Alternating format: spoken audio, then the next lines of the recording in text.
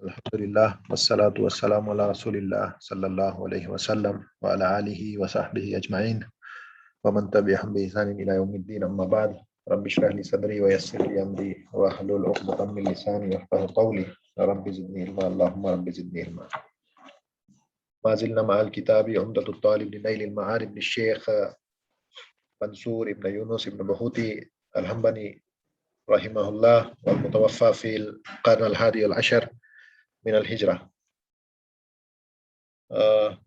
वनहनु वसलना इला अल-बाब अल-वुदू इंशाअल्लाह बिइज़्निल्लाह बिफ़ज़लिल्लाह। हम जो है किताब उम्दतुत तालिब लिनैलिल मआरिब शेख मंसूर इब्न यूनुस इब्न इदरीस अल-बहूती अल-हम्बली रहमतुल्लाह की किताब है। उसमें अब जो असल बाब है, जो असल मौजू है, उस पर हम आज से इंशाअल्लाह बात शुरू करेंगे। इससे पहले जैसे कि बात हुई थी वो मुकद्दिमा इस बाब के लिए तैयार हो रहा था, क्योंकि वुदू के लिए पानी ज़रूरी है, इसीलिए पहले पानियों का बनाया बयान आया। पानी की जब बात आई तो फिर बर्तन भी ज़रूरी है, और उसके बाद में फिर बाज़ जो मसनून चीज़ें हैं जो कि नज़ाफ़त से जुड़ी हुई हैं, उनके ताल्लुक़ से ज़िक्र गुज़रा। और अब बाबुल वुदू जो है किताबुत तहारत में इंशाअल्लाह आज से शुरू होगा। तो ये जो वुदू लफ्ज़ है, ये लफ्ज़ आया है अलवदा से, अलवदा, और अलवदा का माना होता है नूर या हुस्न, नज़ाफ़त। इस माने में वदा लफ्ज़ का इस्तेमाल होता है। और इसका जो, जैसे कि पहले भी बात गुजरी है, अगर इसको वाव को दम्मा से पढ़ेंगे, दम्मा के साथ पढ़ेंगे, तो फिर ये माना इससे हो जाएगा कि जो जो फेल है वो माना हो जाएगा। अगर वुदू पढ़ेंगे तो मुराद फेल होगी, यानी जो अमल किया जाता है वो। इसीलिए क्या वुदू बिदम्मिल वावी फेलुल मुतवद्दि, वुदू करने वाले का जो फेल है वो मुराद है वुदू से वाव की दम्मा से। और वबी फतहिहा इस्मु लिमा यतवद्दा बिही, और अगर फतहा के साथ पढ़ेंगे वाव को तो वो चीज़ है जिसके जरिए वुदू किया जाता है, यानी कि पानी। तो वाव के दम्मा और फतहा का फर्क हमने पहले भी देखा था, यहाँ पर भी वाज़ेह हो गया वुदू और वदू। तो यहाँ पर जो बाब है, ये बाब जो है बाबुल वुदू है। और शरअन यानी इस्तिलाहन वुदू की जो तारीफ है वो होती है इस्तेमालु माइन तहूरिन मुबाहिन फिल आदाइल अरबियती अला सिफतिन मखसूसतिन, यानी कि तहूर मुबाह पानी का इस्तेमाल चार बदन के जो आज़ा हैं उस पर एक मखसूस मखसूस सिफत के साथ। वो सिफत इस बाब में बयान हो गई है, वुदू का तरीका क्या है, वुदू कैसे किया जाता है। तो ये इसकी जो है इस्तिलाही या शरई तारीफ हो गई लफ्ज़ वुदू की। क्योंकि हम पहले भी देख चुके हैं कि कोई भी लफ्ज़ अरबी में होता है, एक उसकी लुगत, एक जो है लुगत में उसका क्या माना है, और एक शरीयत में उसका क्या माना है। शरअन और लुगतन वो दोनों माने देखे जाते हैं।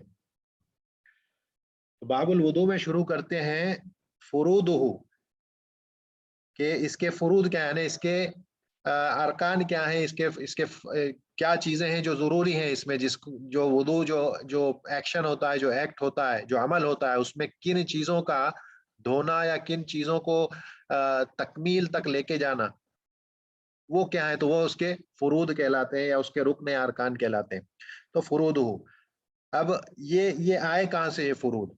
तो ये सूरह माइदा की आयत है, कुरान में सूरह माइदा की आयत नंबर 5-6 है मेरे ख्याल से, गालिबन आयत नंबर 6 है कि औज़ु बिल्लाहि मिनश शैतानिर रजीम बिस्मिल्लाहिर रहमानिर रहीम या अय्युहल्लज़ीना आमनू इज़ा कुमतुम इलस सलाति फ़ग़सिलू वुजूहकुम व अयदियकुम इलल मराफ़िक़ि वम्सहू बि रुऊसिकुम व अर्जुलकुम इलल काबैन। और इसी आयत को जब आगे ले जाएंगे तो तयम्मुम का बयान आएगा, जो तयम्मुम के मकाम पे बात करेंगे। तो ये जो आयत है इसमें चार चीज़ों का बयान है, और उसी का जिक्र यहाँ पे है। वो जो आज़ा फिल आज़ाइल अरबाती जो बात आई है, वो यही चार आज़ा हैं जिस्म के, जो मुराद है इस तारीफ में, जो इस्तिलाहन तारीफ है वुदू की। तो उन्हीं का धोना वो फर्ज है, यानी फुरूद हो। तो उसके फुरूद क्या है वुदू के, कहते हैं गस्लुल वजही, चेहरे का धोना। चेहरे का धोना गस्ल है। पूरी तारीफ गस्ल की आएगी कि गस्ल की तारीफ, वजह चेहरे की तारीफ क्या है। कहते हैं वह मिनहु फमुन व अनफुन, इस चेहरे में मुंह और नाक दोनों शामिल हैं। اور چہرہ کہتے اس چیز کو ہے کہ جس کے ذریعے آدمی لوگوں کی طرف متوجہ ہوتا ہے. جو چیز لوگ دیکھتے ہیں جب وہ لوگوں سے متوجہ ہو تو وہ اسی کو چہرہ کہا جاتا ہے. تو کہتے ہیں وہ من ہو فمن و انفن, کیونکہ یہ دونوں چیزیں بھی ظاہری طور پہ سامنے والا آدمی دیکھتا ہے انسان کی. تو ناک اور اس کا منہ دونوں جو ہے وجہ میں شامل ہے, چہرے میں اس کا شمار ہوتا ہے. اور فمن و انفن اس لیے کہا ہے کیونکہ ذکر مدمدہ اور استنشاق اور استثمار اس کا ذکر آگے آنے والا ہے, تو اسی لیے فمن اور انفن دونوں کو شامل کر دیا. اس کے بعد کہتے ہیں کہ وہ غسل الیدین مع المرفقین. غسل الیدین مع المرفقین. میں کیمرہ آن کرتا ہوں کیونکہ یہاں پر کچھ چیزیں ہیں جس کو کہ دکھانا پڑے گا, تو کیمرہ آن کر کے دیکھتے ہیں انشاءاللہ. ٹھیک ہے, تو یہ جو حصہ ہے یہ والا, یہ مرفق ہے, اسے کہتے ہیں مرفق. یہ والا حصہ جو ہے یہاں پہ یہ مرفق ہے, ہاتھ کا ایریا. تو وہ غسل الیدین مع المرفقین, ان دونوں مرفق کے ساتھ, یہ دونوں ہاتھوں کا اپنے مرفق کے ساتھ دھونا یہ مقصود ہے. اس کے بعد کہتے ہیں ومسح الراس کلہ.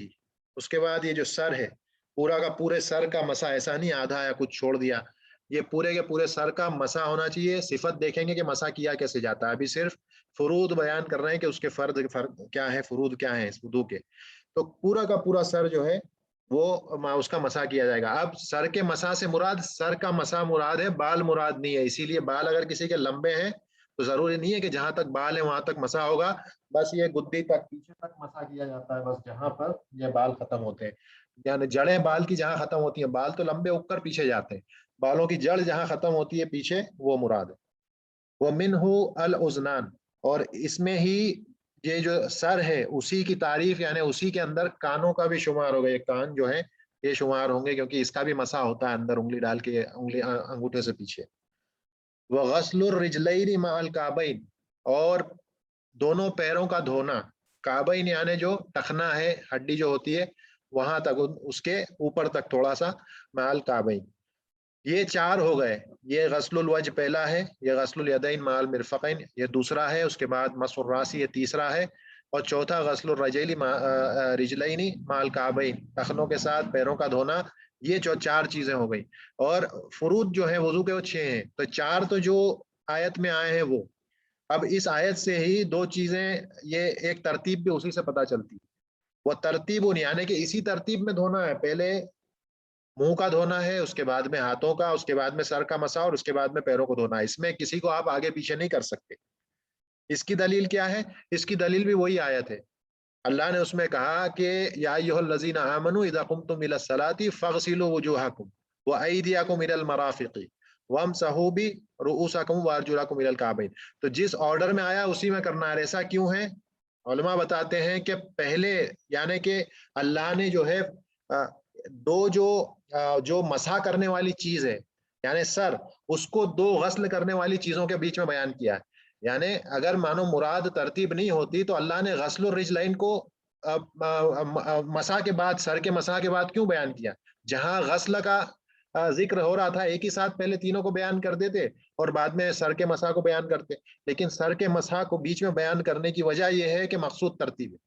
تو اس وجہ سے ترتیب کی دلیل بھی اسی آیت میں ہے, اور اس کے بعد نبی صلی اللہ علیہ وسلم کی حدیثوں سے پتہ چلتا ہے کہ اس میں موالات بھی ہونا چاہیے. یہ چھٹی جو ہے, اس کا یہ چھٹا جو فروض ہے, فروض میں چھٹی چیز یا اس کا رکن جو ہے وہ چھٹا کیا ہے؟ موالات. یعنی کہ ایک کے بعد ایک فوراً ہونا چاہیے, لمبا طویل وقفہ بیچ میں نہیں گزرنا چاہیے. مراد یہ ہے کہ یہ نہ ہو جس کی آگے بیان کر رہے ہیں کہ موالات سے مراد کیا ہے؟ بِأَلَّا يُؤَخِّرُوا غَسْلَ عُضْوٍ حَتَّى يَجِفَّ مَا قَبْلَهُ. یعنی کہ وقفہ اتنا زیادہ لمبا نہ ہو کہ آپ نے جو اعضاء دھوئے ہیں اپنے جسم کے وہ اپنے آپ سوکھ جائیں. یہ نہیں ہونا چاہیے. آپ سوکھنے سے مراد یہ بھی نہیں ہے کہ بہت زیادہ گرمی ہو تو بھی کبھی کبھی جلدی سوکھ جاتا ہے, تو ایسے سوکھنا یہاں پہ مراد نہیں ہے. سوکھنا وہ کہ ایک درمیانہ موسم ہو, اس درمیانے موسم میں وقت زیادہ گزرنے کی وجہ سے اگر اپنے آپ یہ ہاتھ کے اعضاء, یہ جو اعضاء ہیں آپ کے جسم کے, اگر سوکھ جائیں تو اس کا مطلب یہ ہے کہ موالات نہیں رہی, آپ نے دیری کر دی. آدمی منہ دھوتا ہے, منہ دھونے کے بعد بیٹھ گئے کچھ باتیں کرنے میں کسی بھی کام میں, ایک لمبا طویل وقفہ گزر گیا, چہرہ سوکھ گیا, تو یہ یہاں پر موالات نہیں رہی, اسی لیے وہ وضو کامل نہیں ہوگا, وہ آپ کا وضو ختم ہو جائے گا, اس طرح سے مانا جائے گا. آپ کو پھر سے جو ہے شروع کرنا پڑے گا. تو یہ یہاں پر اس سے مراد اس طرح سے ہے. اس کے بعد کہتے ہیں وشورتا لہو ولی غسل، دونوں ہی کے لیے، چاہے وہ وضو ہو چاہے وہ غسل ہو، دونوں کے لیے یہاں پر یہ 5 یا 6 شرطیں بیان کی گئی ہیں. کیا ہے وہ؟ سب سے پہلے نیت. اور نیت جو ہے یہ جو ہے اس کا مقام، اس کا جو محل ہے وہ قلب ہے، دل ہے. تو نیت دل میں کی جاتی ہے، زبان سے اس کو نہیں کیا جائے گا. اس کا ذکر ابھی اس کے اگلے سیکشن میں آنے والا ہے کہ نیت کیا ہے. اس کے بعد کہتے ہیں وہ طہوریت مائن. اس کے بعد پانی کا طہور ہونا بھی مقصود ہے، کہ پانی جو ہے وہ طہور ہو. یعنی کہ جیسا ہم نے ذکر دیکھا تھا پانیوں کے بارے میں کہ وہاں پہ طہور، طاہر اور نجس اور نجس یا پانی کا ذکر دیکھا تھا. تو جو طہور پانی ہوگا، پانی طہور ہونا چاہیے، دوسری شرط ہے. اس کے بعد اباحتو سے مراد یہ ہے کہ ایسا نہ ہو کہ پانی تو طہور ہے لیکن محرم ہو، کیونکہ ہم نے دیکھا تھا طہور پانی کی 4 قسمیں تھی. ایک غیر مکروہ یا مباح، ایک مکروہ، ایک وہ کہ جس سے آدمی وضو نہیں کر سکتا، چوتھا وہ کہ جو محرم. تو پانی ایسا نہ ہو کہ طہور ہو اور محرم ہو، یعنی کہ مغصوب یا مسروق پانی نہ ہو. اسی لیے اس کو الگ سے بیان کر دیا کہ پانی مباح بھی ہو. اور چوتھی چیز بیان کر رہے ہیں وہ ازالۃ ما یمنع وصولہ، اور ہر اس چیز کو دور کرنا جو پانی کو جو سکن ہے اس تک پہنچنے سے روکے. اب اس سے مراد کچھ ایسی چیزیں، مثال کے طور پہ نیل پالش جو عورتیں لگا لیتی ہیں، تو یہ نیل پالش جو ہے یہ روکتی ہے پانی کو سکن تک یا ناخنوں تک پہنچنے سے. تو مراد یہ ہے کہ وہ چیز جس کا وزن، جس کا کوئی ماس ہوتا ہے، وزن ہوتا ہے، تو وہ چیز یہاں پر مراد ہے. رنگ مراد نہیں ہے. مثال کے طور پہ ہنا، وہ مہندی صرف کلر دیتی ہے، وہ اس پر کوئی ایسی چیز، کوئی لیئر نہیں بن جاتی آپ کے جسم پر کہ جو کہ پانی کو کھال تک پہنچنے سے روکے یا ناخن تک پہنچنے سے روکے. تو یہاں پر مراد جو ہے وہ ایسی چیز ہے جس کا خود کا ایک وزن، ایک ماس ہوتا ہے، جو کہ کھال پر یا ناخن پر جم جائے تو وہ اندر سکن تک پانی کو پہنچنے سے روک دے. تو ایسی کوئی چیز ہے تو اس کا ازالت کرنا، اسے دور کرنا ضروری ہے. اور پھر کہتے ہیں وہ انقطاع موجب، یعنی جو موجبات وضو ہیں، جس کی وجہ سے وضو جو ہے واجب ہو جاتا ہے، ان چیزوں کا ختم کر دینا بھی ضروری ہے.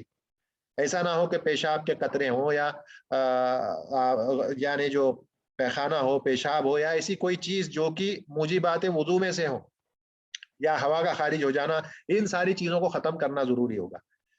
یہ، اور اس کے بعد ایک اور شرط جو یہاں بیان نہیں کی، وہ اس وجہ سے نہیں کی کیونکہ وہ ہمیشہ لازم نہیں آتی ہے. وہ اسی صورت میں کہ مثال کے طور پہ جیسے ہم نے دیکھا تھا استنجا اور استجمار، تو وہ استنجا اور استجمار بھی اس کے بعد آ جائے گا ان لوگوں کے لیے، وضو تجدید کے لیے نہیں، لیکن ان لوگوں کے لیے جنہوں نے پیشاب وغیرہ کیا ہے، تو اس کے لیے پہلے آپ کو استجماع اور استنجا کرنا پڑے گا، اس کے بعد ہی آپ کا وضو صحیح ہوگا. اگر بنا استنجا اور استجمار کے وضو بنا لیا تو وضو صحیح نہیں ہوگا. کس صورت میں؟ کہ جب ان کا یعنی حدث اصغر ان کو لاحق ہو گئی ہو، اس صورت میں ضروری ہے کہ استنجا یا استجمار یا تو پانی سے یا پتھر سے کیا جائے. اب کیا واجب ہے؟ وتجب فیہما، ان دونوں میں یعنی کہ غسل اور وضو میں کیا چیزیں واجب ہیں. تو پہلی چیز جو ہے جس کا ذکر کر رہے ہیں تسمیہ. یہ تسمیہ ہی اصل مراد ہے یہاں پہ، کہ تسمیہ عند الحنابلہ واجب ہوتی ہے، یعنی کہ بس بسم اللہ کا کہنا وضو سے پہلے. یعنی کہنا سے مراد زبان سے کہنا نہیں ہے. اسی لیے یہاں جو ذکر آیا وہ کیا آیا ہے؟ وہ التسمیۃ مع الذکر. یہ یعنی کہ کتابت کی غلطی نہیں ہے، لکھنے کی غلطی نہیں ہے کہ یہ زال کے اوپر دمہ آیا ہے. زال کے اوپر اگر فتحہ کسرہ آتا ہے الذکری، تو ذکری جو ہے لا بد من النطق کی، اس کو بولنا ضروری ہے، زبان سے بولنا پڑے گا تو وہ ذکر کہلائے گا. لیکن اگر زال کے دمہ کے ساتھ یہ لکھا ہے مع ذکری، تو یہاں مراد صرف تذکر ہے، یعنی زبان سے بولنا ضروری نہیں ہے. یہ صرف آپ کو، آپ کے رہنا چاہیے ذہن میں، آپ کے دماغ میں، کہ تسمیہ مطلب آپ گئے بسم اللہ، آپ کو معلوم ہے، ہو گیا. زبان سے بولنا اس کا ضروری نہیں ہے اس تسمیہ کا. اور یہی نیت بھی. تو یہ واجب ہے اندل حنابلہ، لیکن اکثر کے نزدیک یہ واجب نہیں ہے. تسمیہ جو ہے اس کا تذکر، یہ واجب نہیں ہے. اس کے بعد کہتے ہیں کہ کیا کرے گا آدمی یہ کرنے کے بعد؟ فیروی اندہا، یعنی کہ اس کے یعنی تسمیہ کے وقت نیت کرے گا وہ، یعنی تسمیہ کے وقت ہی آدمی نیت کرے گا. فینوی اندہا او قبلہا، یا اس سے پہلے، تسمیہ سے پہلے ہی نیت کر لے گا. بی یسیرن، کچھ دیر پہلے. قبلہا بی یسیرن، کس چیز کی نیت کرے گا؟ رفع الحدث، حدث کو دور کرنے کی نیت کرے گا.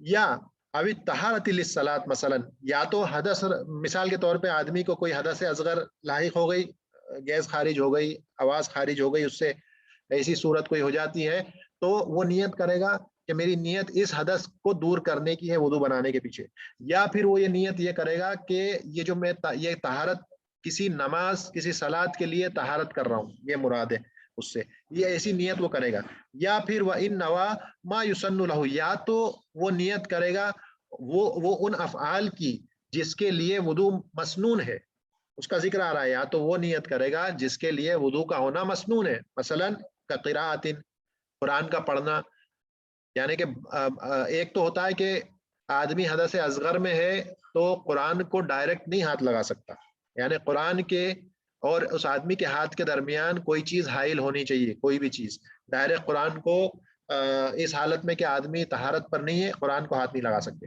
لیکن یہاں کہہ رہے ہیں قراءت، یعنی کہ مصحف سے بات نہیں ہو رہی ہے، یہ بات ہو رہی ہے کہ آدمی موبائل وغیرہ سے پڑھ رہا ہے، موبائل سے پڑھنا بغیر وضو کرائے جائز ہے، بغیر وضو کیے موبائل سے قرآن کا پڑھنا حدث اصغر کے ساتھ جائز ہے، لیکن اس کے باوجود آدمی اگر چاہے کہ میں وضو بناؤں تو یہ مسنون ہے اس کے لیے، یہ اس کے لیے واجب نہیں ہے قرآن پڑھنے کے لیے، تو ایسا آدمی جو مسنون ہے جس جگہ پر وضو کا کرنا اس کی نیت کرتا ہے، مثال کے طور پہ قرآن کا پڑھنا یا اذان کا دینا، اذان کے دینے کے لیے بھی وضو شرط نہیں ہے، تو اذان کے دینے سے پہلے بھی آدمی وضو کرتا ہے، یا وہ رفع شکین، یا پھر آدمی کو شک ہو گیا ہے کہ کیا میں وضو میں ہوں یا نہیں ہوں، تو اس صورت میں بھی آدمی شک کو دور کرنے کے لیے بھی وضو بنا سکتا ہے، اس کے لیے مسنون ہے، حالانکہ اگر نہیں بھی بنائے گا تو قاعدہ کیا کہتا ہے، ہم نے اس چیز کو دیکھا تھا کہ الیقین لا یزول بالشک، یقین جو ہے وہ شک سے زائل نہیں ہوتا ہے، تو نہیں بنائے گا تو کوئی مسئلہ نہیں ہے، لیکن بنا لیتا ہے تو مسنون ہے، اس کے لیے کوئی بات نہیں، بنا لیا، وہ غضب اسی طرح سے غصے کی وجہ سے وہ بھی مسنون ہے، نبی صلی اللہ علیہ وسلم نے فرمایا تم میں سے کسی کو غصہ آئے تعوذ کہو وضو بنا لو، تو وہ اس وقت بھی وضو بنا لیتا ہے، کوئی مسئلہ نہیں ہے، مسنون ہے وہ، یا او نوا التجدید ناسیا حدثہ، یا پھر ایک آدمی ہے جو بھول گیا ہے کہ وہ حدث اصغر اس کو لاحق ہوئی تھی، وہ بھول چکا ہے، اور بھول کر کے صرف وضو اس نیت سے بنا رہا ہے کہ میں صرف وضو کی تجدید کر رہا ہوں، اسے یاد نہیں ہے کہ اس سے حدث اصغر لاحق ہو گئی تھی، وہ بھول چکا ہے، وضو کیسے بنا رہا ہے، تجدید کی نیت سے، کہ اگلی نماز آئی وضو کو میں تجدید کر لوں، تو بھول گیا کہ اسے حدث ہوئی تھی اور تجدید کے طور پہ اس نے وضو بنا لیا، یا او الغسل لنحو جمعۃ او عید، یا پھر وہ غسل کرتا ہے جبکہ جنابت کی حالت میں تھا، بھول گیا، اور غسل کیوں کر رہا ہے، جمعے کے لیے کر رہا ہے یا عید کے لیے کر رہا ہے، تو یہ جتنی بھی وجوہات یہاں بیان کی گئی ہیں یہ سب کی سب شرعن صحیح ہیں، اسی لیے یہ آدمی اگرچہ کہ اس کی نیت حدث کو دور کرنے کی نہیں تھی تو بھی ارتفع حدث ہو، اس کی جو حدث ہے اس وضو کی وجہ سے وہ دور ہو جائے گی، ایسا نہیں ہوگا کہ آدمی بھول گیا تھا اس کی حدث کے بارے میں، صرف تجدید کی اسی لیے اس کا وضو نہیں ہوگا، نہیں، یا اس لیے کہ اس نے غسل کیا لیکن جنابت کو بھول گیا تھا، جمعے کے لیے عید کے لیے اس نے غسل کر لیا لیکن اصل جنابت کی وجہ سے اس کو کرنا چاہیے تھا، تو اس وجہ سے بھی جو ہے اس کے غسل پر کوئی فرق نہیں پڑے گا، وہ غسل اس کی حدث کو دور کر دے گا، اس پورے جو ہے یہ جو 3-4 لائن ہے اس سے مراد یہی ہے، اس کے بعد آگے کہتے ہیں وَإِن تَنَوَّعَتْ أَحْدَاثٌ، مثال کے طور پہ کسی آدمی کو کئی ساری حدث لاحق ہو گئی، ایک نہیں، مثال کے طور پہ ہوا بھی خارج ہو گئی، آواز بھی، عورت کو چھو بھی لیا شہوت کے ساتھ، جیسا کہ اس مذہب میں ہے، بات آگے آئے گی نواقض الوضو کیا کیا ہوتے ہیں، مانو ان نواقض الوضو میں سے سب کے سب پائے گئے اس کے اندر، اور اس نے صرف کسی ایک کی نیت کی، فنوا احدہا، ان میں سے وہ سارے احداث میں سے کسی ایک کی بھی نیت کر لی کہ اس کو دور کرنا کی نیت ہے، تو ارتفاع کلھا، سب کے سب اس وضو کی وجہ سے سب کے سب جو ہے ان کا ارتفاع ہو جائے گا، یعنی کہ آپ کا وضو کافی ہے، یہ مراد ہے اس سے، اس کے بعد کہتے ہیں آگے وہ یسنو ان ینوی عند اول مسنون وجد قبل واجب، اس پوری لائن سے مراد یہ ہے کہ بتانا مقصود یہ نہیں ہے کہ نیت کا کرنا مسنون ہے، نیت کا کرنا مسنون ہے یہ بات یہاں پہ بیان نہیں کی جا رہی، بلکہ بات جو بیان کی جا رہی ہے وقت النیت، نیت کا وقت کب ہوگا، نیت کرنا کب ہے، تو مسنون کیا ہے نیت کا کرنے میں، کس وقت نیت کی جائے گی اس میں مسنون کیا ہے، وہ بات بیان کی جا رہی کہ وہ ہے عند اول مسنون وجد قبل واجب، پہلا واجب کیا ہے، پہلا واجب جو ہے تسمیہ ہے، اور تسمیہ سے پہلے پہلا مسنون کیا ہے؟ یہ ہاتھوں کو 3 مرتبہ دھونا، یہ پہلا مسنون ہے۔ جب بھی آدمی سب سے پہلے اٹھے تو سب سے پہلا کام ہے ہاتھوں کو 3 بار دھوئے گا، تو یہ پہلا مسنون ہے۔ ان دا اولی مسنون، تو یسنا یسن ینویا ان دا اول المسنون، یعنی کہ سب سے پہلے یہ جو ہاتھ دھوتا ہے اس وقت آدمی نیت کرے گا، یہ مراد ہے اس سے۔ فینوی ثم یسمی، تو پھر وہ کیا کرے گا؟ وہ نیت کرے گا۔ ثم یسمی، اس کے بعد میں یسمی سے مراد بسم اللہ، بسم اللہ تذکر، یعنی زبان سے کہنا نہیں ہے، بسم اللہ کہے گا، یعنی دل میں بسم اللہ ہو گیا، نیت ہو گئی، بسم اللہ کہہ دیا۔ ثم یغسل، اب یہاں پہ صفت بیان ہو رہی ہے، وضو کی صفت کیا ہے؟ ثم یغسل کفیہ ثلاثا، تو یہ ہاتھوں کا دھونا مسنون ہے، اس سے پہلے نیت کر لے گا اور تسمیہ کہہ دے گا۔ تو ثم یغسل کفیہ ثلاثا، تینوں ایک کف جو ہے 3 مرتبہ یہاں تک کف ہوتے ہیں، یہ ہڈی جو ہے اس کو کو کہا جاتا ہے، یہ جو ہڈی ہے یہاں پر یہ اس کو کو کہا جاتا ہے، کو تو یہ ہڈی تک کف ہوتا ہے، اس کو 3 مرتبہ آدمی دھو لے گا۔ ثم یتمدمد ثم یستنشق بیمینہ ویستنثر بیسارہ ثلاثا ثلاثا، اس کے بعد عند الحنابلہ جو ہے یہ مدمدہ، استنشاق اور استنثار، یہ تینوں چیزیں جو ہے واجب ہیں ان کے یہاں۔ کیوں؟ کیونکہ جیسے پہلے بات گزری، منہ اور ناک یہ دونوں چیزیں چہرے میں شمار ہوتا ہے، یہ چہرے میں پوری چیز شمار ہوتی ہے، اسی لیے مدمدہ یعنی کہ کلی کرنا، منہ میں پانی بھر کر کے اور اس کو نکالنا منہ سے، وہ مدمدہ ہے۔ استنشاق کہتے ہیں، یہ پانی جب لیتے ہیں ایسے تو اس کو ناک میں کھینچنا، پانی کو ناک میں کھینچنا استنشاق ہے، اور اس کے بعد میں اس پانی کو ناک سے باہر نکالنا استنشار ہے، یہ استنثار ہے۔ تو یہ ایک ہو گیا استنشاق، ایک ہو گیا استنثار، تو یہ دونوں چیزیں۔ اب اس میں استنشاق جو ہے وہ سیدھے ہاتھ سے آدمی کرے گا، پانی لے گا اور آدھا ایک اس میں جو ہے آپ کے اس میں پانی آ جائے گا یہ مٹھی میں، اور یہ آدھا منہ میں لیں گے، یہ زیادہ افضل ہے، اور ایک ہی بار میں جب لیں گے تو آدھا منہ میں اور آدھا ناک میں استنشاق ہوگا، اور یہ سیدھے ہاتھ سے۔ اور استنثار جب ہوگا تو الٹے ہاتھ سے اس پانی کو باہر نکال دیا جائے گا۔ دوسرا طریقہ یہ ہے کہ آدمی 3 بار پہلے تو کلی کر لے الگ سے، اور اس کے بعد 3 بار استنشاق کر کے الٹے ہاتھ سے استنثار کر دے، یہ بھی دونوں چیزیں صحیح ہیں، اسی لیے ثلاثن ثلاثن یہاں پہ لکھا ہے، تو 3 بار آدمی اس کو کرے گا۔ اس کے بعد ثم یغسل وجہہ من منبت الشعر الراسی المعتاد ما من حضر من اللحیین والذقن طولا، اب چہرے کی ڈیفینیشن بیان کر رہے ہیں کہ چہرے کی تعریف کیا ہے، کہاں سے کہاں تک چہرہ مانا جاتا ہے، وجہ جو ہے کہاں سے کہاں تک ہوتا ہے، تو چہرے کو دھونا ہے۔ انہوں نے بتایا کہ اس کے بعد یہ کرنے کے بعد مدمدہ اور استنشاق اور استنثار کرنے کے بعد چہرے کو دھونا ہے۔ چہرہ کہاں سے شروع ہوتا ہے؟ تو کہتے ہیں یہ جو منبت ہے، یہ منبت اسے یعنی جہاں بال اگنا شروع ہوتے ہیں عمومی طور پہ ایک آدمی کے، کئی لوگوں کی پیشانی بڑی بھی ہوتی ہے تو وہ نہیں دیکھا جائے گا، یعنی کہ جو معتاد طور پہ عمومی طور پہ انسانوں کے بال جہاں سے اگنا شروع ہوتے ہیں وہ منبت یہ یہاں سے شروع ہوگا، اور یہاں سے شروع ہو کر ما ان حدرا ملیہین یہاں سے آئے گا، اور یہ یہاں پہ 2 ہڈیاں ہوتی ہیں، یہاں پر آتے ہیں، یہاں پہ 2 ہڈیاں ہوتی ہیں، یہ لحیین کہلاتی ہیں، لحیین، یہ لحیہ ہے، لحیہ یہاں پہ 2 ہڈیاں لحیہ، اور اس کے بعد یہ جو ذکن، اس کے بعد الذقن، الذقن جو ہے یہ جہاں پر داڑھی ملتی ہے آ کے، یہ جو ہڈی ہے یہ جس کو لحیہ کہا ہے، یہ آ کر جہاں ملتی ہے وہ پوائنٹ جو ہے وہ ذقن ہے، تو یہ یہاں سے لے کے مثلا یہاں تک یہ ٹھڈی مان سکتے ہیں کہ یہاں سے لے کے منبت الراس سے لے کر ٹھڈی تک یہ طول میں لمبائی میں یہ چہرہ ہو گیا، اور آگے بیان کر رہا ہے چوڑائی میں کتنا ہوگا، اردن، تو وما بین اذنین اردن، اور اس کے بعد یہ اردن یہاں سے کانوں کی یہ جو لو ہے یہاں تک، یعنی اس چوڑائی میں اتنا ہو گیا یہ وہاں وہی نا اذنین، تو یہ پورا چہرہ ہے، یہ وہ چیز ہے جس کے ذریعے آدمی لوگوں کو فیس کرتا ہے، اور اس کے علاوہ کچھ بھی نہیں ہے، یہاں سے آگے پیچھے کہیں پہ بھی آدمی فیس کرے گا، بس اتنی جگہ سے کرے گا، تو یہ اس کا وجہ ہو گیا جس کو دھونا ہے۔ اس کے بعد کہتے ہیں وما فیہ من شعر خفیف وظاہر الکثیف ویخلل باطنہ، کیا کہہ رہے ہیں؟ داڑھی کے تعلق سے اب بات آ رہی ہے کہ جو بال ہیں، چہرے کے جو بال ہیں، یہ جو خفیف اگر داڑھی ہے کسی کی، خفیف اگر داڑھی ہے تو اس کا خلال کرنا یہ واجب ہے، خفیف داڑھی ہے زیادہ نہیں ہے، جن کی کم داڑھی ہوتی ہے اور یہ جو سکن دکھتی ہے چہرے کی، ایسے لوگوں کے لیے خلال تخلیل کرنا ضروری ہے، واجب ہے. کیوں؟ کیونکہ جو چیز دکھتی ہے حقہ الغسل، اس کا دھونا، یعنی اس کا حق یہ ہے کہ اس کو دھویا جائے. اگر یہ اسکن نظر آتی ہے تو اس جگہ کا حق ہے کہ اس کو دھویا جائے. تو اسی لیے جو خفیف داڑھی ہوگی جہاں سے اسکن اندر نظر آتی ہے تو اس جگہ پر دھونا واجب ہے، اس جگہ کو دھونا پڑے گا. اسی لیے اچھے سے خلال تخلیل کرنا داڑھی میں ضروری ہے جس کی داڑھی خفیف ہے.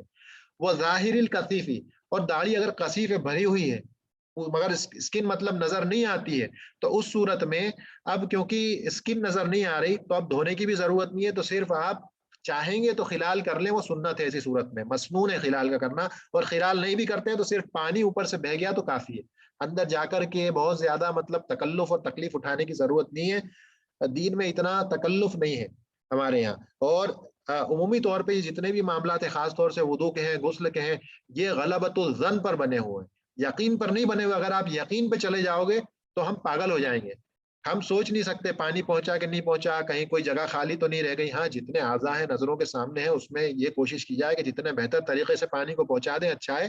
لیکن غلبۃ الظن، یقین کی ضرورت نہیں ہے کہ پانی پہنچا ہوگا کہ نہیں پہنچا ہوگا. یہ شک جو آتے ہیں یہ شیطان کی طرف سے وسوسے ہیں. وہ یہ کوشش کرتا ہے کہ لوگوں کے دماغ کو برگلا اور ان کے ساتھ کھیلے. تو اتنا زیادہ باریکی میں جانے کی ضرورت نہیں ہے. تو خفیف اگر بال ہوں گے چہرے کے تو اس میں آپ کو خلال کرنا ہے، تخلیل کرنا ہے. اور جو کثیف داڑھی ہوگی، بال گھنے ہیں، تو پھر ایسی صورت میں آپ کو جو ہے اس تکلیف کی، اس تکلف کی ضرورت نہیں ہے. اسی چیز کو بعد میں بیان کیا ہے، وہ یخلل باطنہ ہو، جو اس کے اندر ہے، یعنی جو اسکن نظر آ رہی ہے اس کا خلال کرنا، اندر پانی کا پہنچانا، یہ ضروری ہے اگر داڑھی خفیف ہے آپ کی، کیونکہ اسکن نظر آتی ہے.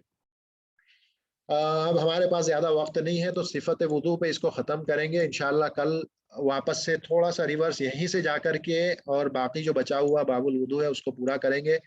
اس میں کچھ اور مسنون چیزیں آئیں گی، اس کے تعلق سے بات کر کے اس باب کو انشاءاللہ کل ختم کریں گے.